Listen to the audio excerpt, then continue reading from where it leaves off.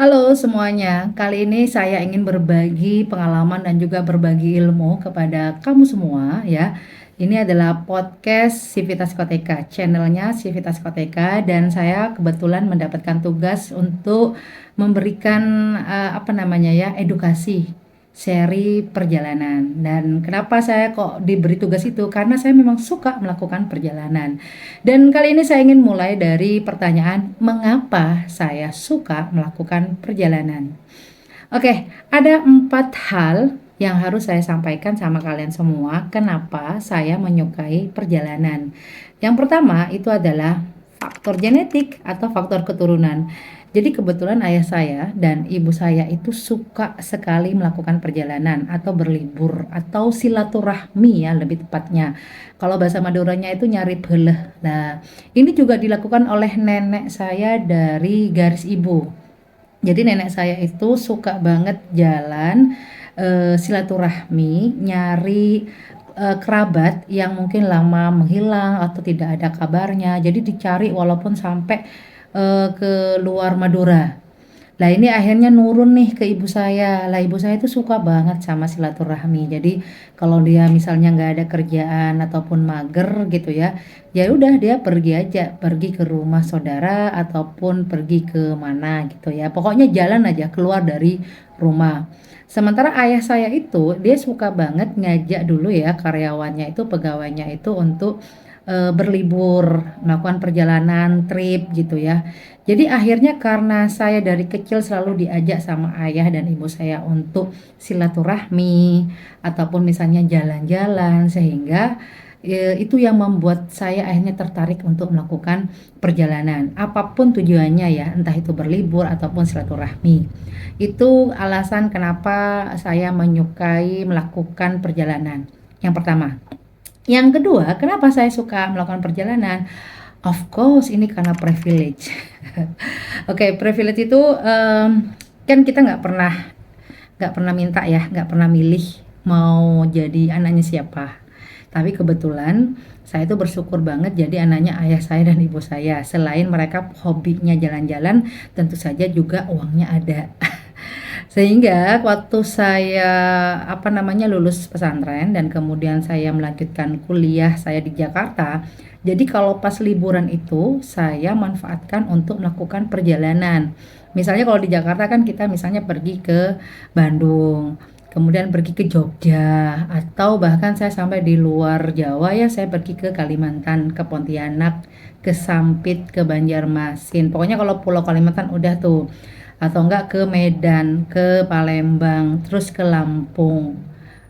Itu. Tapi kalau Sulawesi saya belum. Papua belum, tapi kalau sudah Bali, Lombok itu sudah. Jadi biasanya pas liburan kuliah itu saya nggak pulang ke Madura, tapi melakukan perjalanan. Lah, kenapa bisa melakukan itu? Kan pasti kalau melakukan perjalanan kan harus ada duitnya kan. Lah, ini akhirnya saya tidak pulang ke rumah kalau liburan kuliah, jadinya akhirnya saya melakukan perjalanan ke beberapa kota saat liburan kuliah gitu ya. Ya karena privilege ya, ada duitnya. Kalau nggak ada duitnya mungkin nggak bisa jalan-jalan gitu. Dan privilege yang lain itu adalah saya kan alumni pesantren ya. Jadi banyak sekali ketemu sama orang-orang yang kebetulan juga teman saya atau kakak kelas saya atau adik kelas saya. Ketemu gitu ya. Mereka berasal dari berbagai kota. Berbagai kota. Jadi pas di pondok itu ketemu dan akhirnya kami bisa akrab. Nah, jadi kalau pas liburan kuliah, saya bukan hanya berlibur tapi pergi ke rumah alumni Al-Amin itu. Kan kebetulan saya mondok di Al-Amin Perenduan Sumeneb Madura. Itu jadi pas liburan oh ya pergi ke rumah kakak kelas ini, pergi ke teman ini karena mereka berasal dari berbagai kota, tidak hanya dari Madura gitu ya. Jadi waktu saya masih di Jakarta pas liburan kuliah saya silaturahmi ya kan, silaturahmi juga berlibur misalnya ke Cirebon. Jadi ada teman saya di Cirebon, saya akhirnya pergi ke sana. Jadi akhirnya dari sana saya pergi jalan-jalan kemana gitu ya, diajak sama dia gitu. Ini privilege yang saya dapatkan selain saya anaknya ayah saya, punya duit gitu ya untuk jalan-jalan, dan juga punya tujuan dari privilege saya sebagai alumni pesantren. Jadi ada tujuannya kita mau kemana. Jadi selama saya kuliah hampir 9 tahun S1 S2 di Jakarta, ya udah jalan-jalan gitu kalau masa liburan. Itu alasannya kenapa saya suka jalan-jalan. Yang ketiga, kenapa saya suka melakukan perjalanan? Tentu saja karena saya tuh orangnya penasaran ya. Pengen tahu, wah apalagi pada masa-masa kuliah itu kan masa-masa muda ya, masa-masa puber gitu loh. Kalau masa puber itu kan selalu pengen tahu banyak hal, pengen nyoba banyak hal, pengen melakukan banyak hal lah pokoknya ya. Jadi penasaran banget.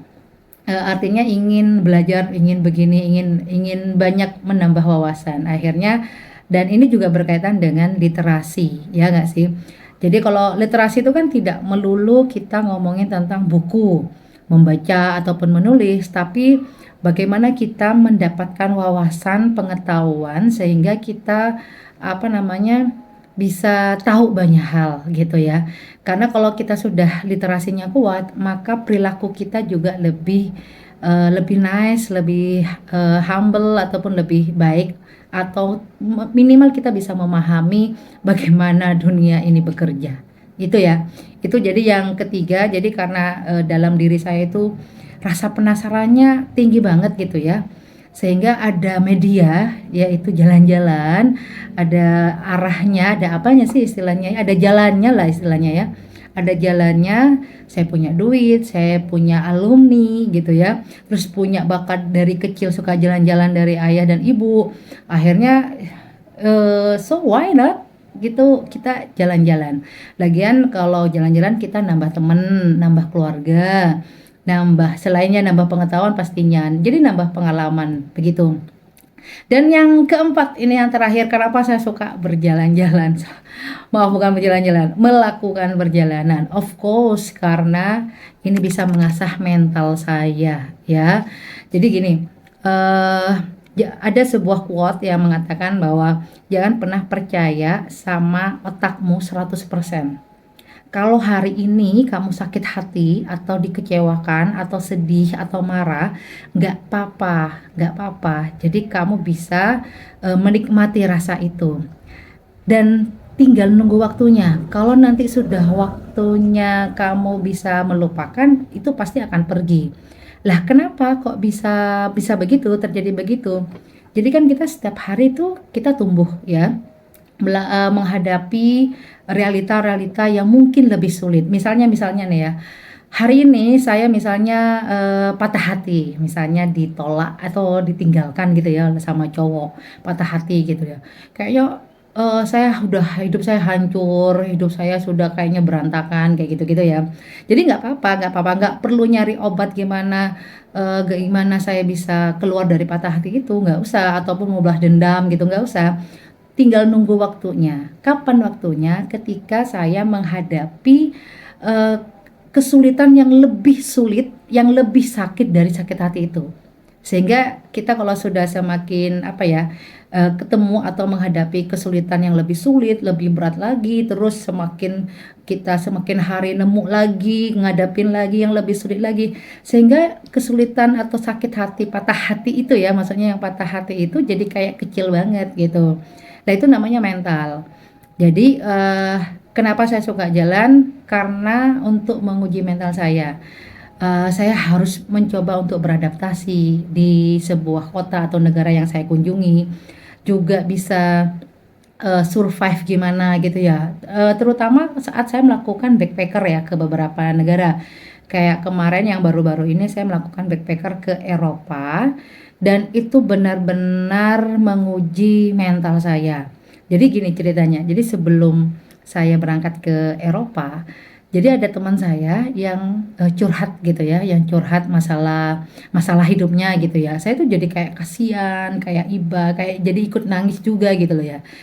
Tapi sepulangnya dari Eropa, Dengan di Eropa tuh kan lumayan ya 1 bulan, terus ada 12 negara gitu yang saya kunjungi dengan berbagai cerita. Nanti aku cerita ya di seri di part yang lain ya. Jadi pas kemudian saya pulang-pulang dari Eropa, kemudian teman saya ngomong curhat lagi sama saya tentang masalahnya yang sama sebelum saya berangkat ke Eropa, itu akan beda rasanya karena saya waktu itu bilangnya gini, nggak ada masalah yang lebih berat lagi ya. Artinya udah beda pola pikir kita atau cara pandang kita terhadap suatu. Misalnya dia menangis karena apa ya, dihianati gitu misalnya, dihianati oleh pasangannya. Saya jadi kasihan gitu ya. Tapi karena selama di Eropa saya itu mentalnya diasah dan benar-benar dibanting gitu ya, sehingga saya harus survive, saya bisa menyelesaikan masalah itu sendiri. Gimana ya caranya saya muter otak gimana tetap survive, terus bertahan hidup di negara orang. Akhirnya ya sudah saya mencari jalan keluarnya saat itu sendirian. Nah, tapi jadi setelah pulang dari Eropa, saya mendengarkan cerita yang begitu-gitu, akhirnya saya ngerasa kok kecil banget ya masalahnya, karena saya sudah menghadapi masalah yang lebih berat gitu loh saat saya berada di Eropa. Jadi itu kenapa suka melakukan perjalanan ya. Dan saya berharap kalian juga melakukan perjalanan. Jadi nggak usah nunggu kalian punya privilege ya, karena ada seorang guru yang menasihati saya, naiklah kereta yang salah, turunlah di stasiun yang salah, jangan bawa HP, jangan bawa duit, dan nikmati saripati kehidupan ya, belajar bagaimana kamu bisa survive, belajar bagaimana kamu bisa beradaptasi karena kita selalu membayar mahal untuk sebuah adaptasi. Lah dan itu pernah saya lakukan waktu saya ke Jogja. Jadi saya pernah waktu itu waktu masih kuliah S1, saya ke Jogja, eh apa namanya? Naik kereta yang salah, turun di stasiun yang salah, nggak bawa duit, cuma duit ongkos kereta ya. Pokoknya transportasi tapi kayak sangu itu nggak ada. Terus saya juga tidak bawa HP. Jadi hanya 3 hari saja di sana. Ya pokoknya saya benar-benar menikmati tantangan itu. Dan itu yang membuat saya sampai saat ini tuh jadi kayak santai aja dalam hidup gitu loh. Karena sudah terlatih di saat masa melakukan perjalanan. Itu dulu dari saya dan besok kita lanjut, kalau sekarang itu adalah alasan kenapa saya menyukai perjalanan, maka di part yang kedua adalah bagaimana saya memulai melakukan perjalanan. Oke?